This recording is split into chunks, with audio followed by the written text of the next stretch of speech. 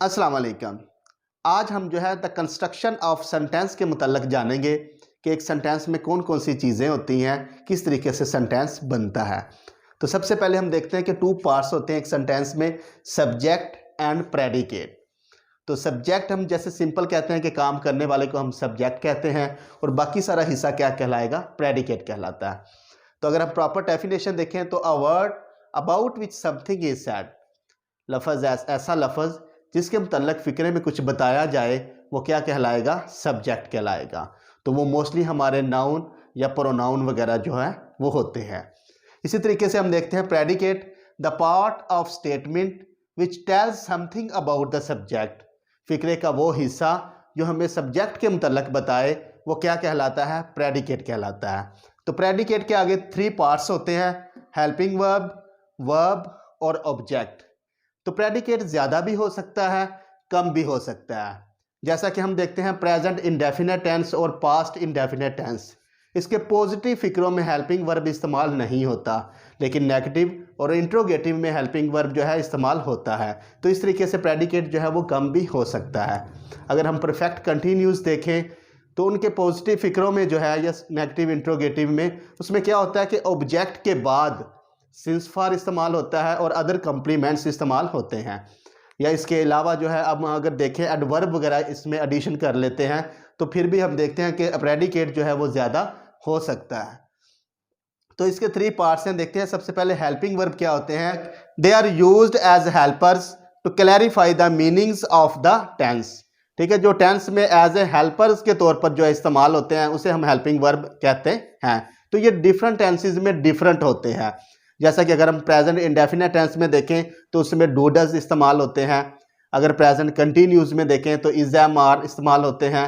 Present perfect में देखें तो हैज़ हैव इस्तेमाल होते हैं। इसी तरह प्रेजेंट परफेक्ट कंटिन्यूज में हैज़ बीन और हैव बीन के तौर पर इस्तेमाल होते हैं। अगर हम पास्ट की बात करें तो पास्ट इंडेफिनेट में ये डिड के तौर पर इस्तेमाल होते हैं। अगर हम पास्ट कंटिन्यूज में बात करें तो वाज वर के तौर पर इस्तेमाल होते हैं। अगर हम देखें पास्ट परफेक्ट में तो हैड के तौर पर, और पास्ट परफेक्ट कंटिन्यूज में हैड बीन के तौर पर इस्तेमाल होते हैं। इसी तरह अगर हम फ्यूचर की बात करें तो फ्यूचर में हम देखें विल शैल के तौर पर इस्तेमाल होते हैं फ्यूचर इंडेफिनेट में। फ्यूचर कंटिन्यूज में देखें तो विल बी शैल बी के तौर पर इस्तेमाल होते हैं। फ्यूचर परफेक्ट में देखें तो विल हैव शैल हैव के तौर पर इस्तेमाल होते हैं, और फ्यूचर परफेक्ट कंटिन्यूज में will have been shall have been के तौर पर इस्तेमाल होते हैं। तो लिहाजा मुख्तलिफ टेंसेज में मुख्तलिफ जो है ये हेल्पिंग वर्ब इस्तेमाल होते हैं। तो ये फिक्स है, सारे 12 टेंसेज हैं, 12 टेंसेज में ये सब के जो है वो फिक्स है।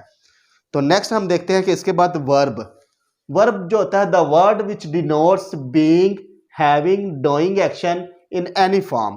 ठीक है, हम कहते हैं कि एक्शन वर्ड्स जो कि काम करने, जो काम जो है इसके हमें पता चलता है कि एक्शन वर्ड्स जो होते हैं वो क्या कहलाते हैं, वर्ब कहलाते हैं। तो इनकी भी डिफरेंट तरीकाकार होता है। जैसा कि हम देखते हैं फर्स्ट जो है बीइंग वर्ब है। बीइंग वर्ब क्या है, इज है, अहमद इज अ बॉय। ठीक है, अगर हम ये देखें तो ये प्रेजेंट कंटिन्यूज में हेल्पिंग वर्ब के तौर पर इस्तेमाल होते हैं, लेकिन यहाँ पे क्या हो गया, यहाँ पे वर्ब के तौर पर इस्तेमाल हो रहे हैं ये इज। तो इससे हमें पता चलता है कि ये एज अ बीइंग वर्ब के तौर पर भी इस्तेमाल होते हैं। तो नेक्स्ट है having verb. Aiza has a book, यानी कि आयजा के पास एक किताब है। तो हैज़ जो है वो इस चीज़ को शो कर रहा है, मलकियत को शो कर रहा है। तो ये एज ए पोजेशन के तौर पर, मलकियत के तौर पर भी इस्तेमाल होते हैं। अगर हम वैसे देखें इसको तो ये प्रेजेंट परफेक्ट में जो है हेल्पिंग वर्ब के तौर पर इस्तेमाल होते हैं, लेकिन यहाँ पे जो है वो पोजेशन की बात हो रही है, मलकियत की बात हो रही है, हैविंग की बात हो रही है। तो लिहाजा यहाँ पे हैविंग वर्ब के तौर पर इस्तेमाल होता है। इस तरीके से डूइंग वर्ब है, आई रीड अ बुक, मैं किताब पढ़ता हूँ। ये हमारे टेंसेज वगैरह में जैसे यूज़ होते हैं तो वहाँ पे ये यूज़ होते हैं, क्योंकि टेंसेज में मुख्तलिफ फार्म्स होती हैं। फर्स्ट फार्म होती है, सेकंड फार्म होती है, थर्ड फार्म होती है। फर्स्ट फार्म के साथ आईएनजी का इजाफा होता है। तो इस तरीके से ये वर्ब जो है वो यूज़ होते हैं। नेक्स्ट है ऑब्जेक्ट, अ वर्ड और phrase which receives the action, यानी कि हम सिंपल सी बात करें तो जिस पर काम किया जाए वो क्या कहलाते हैं, ऑब्जेक्ट कहलाते हैं। ठीक है, तो ये नाउन भी हो सकते हैं और प्रोनाउन भी हो सकते हैं।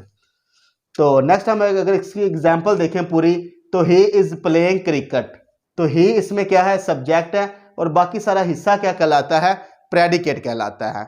तो प्रेडिकेट में हमने पहले बात की है कि 3 हिस्से इसमें होते हैं, हेल्पिंग वर्ब, वर्ब और ऑब्जेक्ट, यानी कि इज इसमें क्या है, हेल्पिंग वर्ब है, प्लेइंग इसमें क्या है, वर्ब है, और क्रिकेट इसमें क्या है, ऑब्जेक्ट है। तो इस तरीके से हमारे पास जो सेंटेंस स्ट्रक्चर आता है हमारे पास जो है वो ये है कि सब्जेक्ट प्लस हेल्पिंग वर्ब और फिर वर्ब और लास्ट में क्या होता है, ऑब्जेक्ट होते हैं। यानी कि ये चार चीज़ें जो होती हैं इनसे एक सेंटेंस जो है वो बनता है। तो इनकी जो सीक्वेंस है ये ऐसी ही रहेगी, इसकी सीक्वेंस जो है वो तब्दील नहीं करनी। लेकिन जब हम नेगेटिव की बात करेंगे तो उसमें तरतीब चेंज हो जाएगी, हेल्पिंग वर्ब के बाद नॉट इस्तेमाल हो जाएगा।